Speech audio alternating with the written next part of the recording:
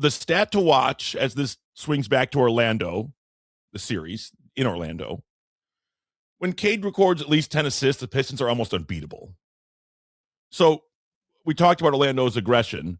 Can you use the aggressive double teams against them? Get the ball out of Cade's hands early and empower guys like Tobias Harris or Duncan Robinson to punish the Magic's rotations before the defense can reset. Those are one of those things that I just said they're going to be there. We saw it in game 2. You should see it in game 3, 4, 5, and hopefully that's where it stops because the series is over. Orlando's a momentum team. There's no question about that. Top 10 scoring at home in the first quarter. And you know the Kia Center is going to be rocking. The Orlando fans are not going to be thrilled with the second half collapse, though they're going to be excited that they're coming back 1-1. That's a win for them overall.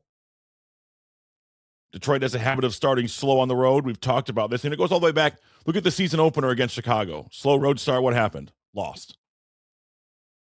The last game in Orlando, lost. Slow start.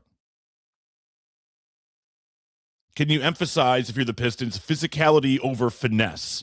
Can Jalen Duren set the tone with a few early boards and a block?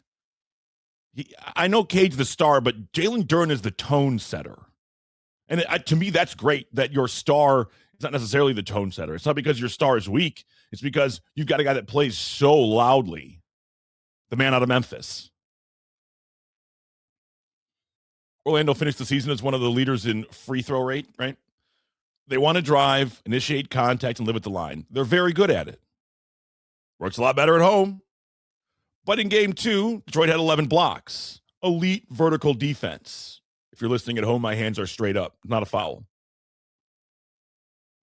On the road, those marginal calls, they tend to go to the home team. But, the Pistons earned those calls last night. It wasn't because they were in Detroit. Dudes like Isaiah Stewart, Asar Thompson, they got to stay on their feet.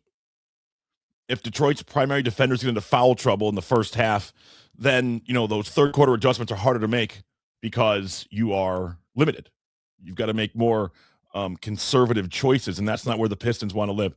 Look, I said it last week, and I'll say it again. Orlando's a tough matchup for the Detroit Pistons, but the Detroit Pistons are a much better team than Orlando. I don't care if they're 2-2 or 3-3.